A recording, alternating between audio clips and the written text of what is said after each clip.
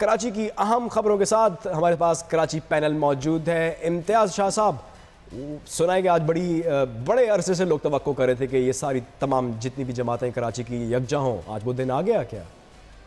शुएब देखें, ये एक अच्छी मूव है जो मुत्तहदा कौमी मूवमेंट पाकिस्तान की जानिब से की गई है और वो कुल जमाती एक कॉन्फ्रेंस APC बुलाई है इन्होंने कल, और तमाम सियासी जमातें जितनी भी पॉलिटिकल फोर्सेस हैं उनको ये जो है वो दावत दे रहे हैं और मुख्तलिफ इनके वफूद मुख्तलिफ पॉलिटिकल पार्टीज से मिल रहे हैं।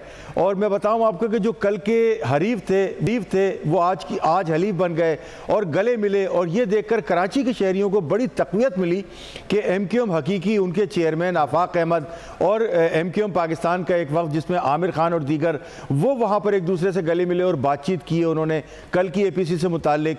और इस सिलसिले में मैं बताऊं आपको कि आफाक अहमद का किरदार पिछले कई जो है वो महीनों से बल्कि सालों से जो है वो ये बेहतर रहा है कि कराची में अमन कायम हो।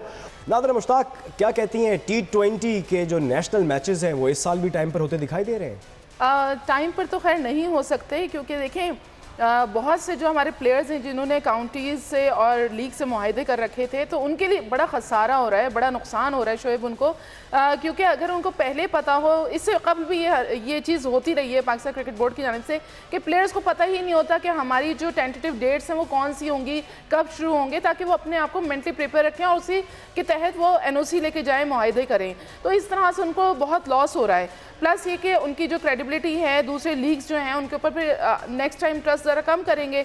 22 अगस्त को आपने फिटनेस टेस्ट रखा है, उसके बाद आपके जो कोच हैं वो चले जाएंगे। 25 से 31 अगस्त तक इन्होंने मुल्तान में मैचेस रखे थे। 3 बजे ब्रेकिंग टुडे सिर्फ बोल न्यूज़ पर।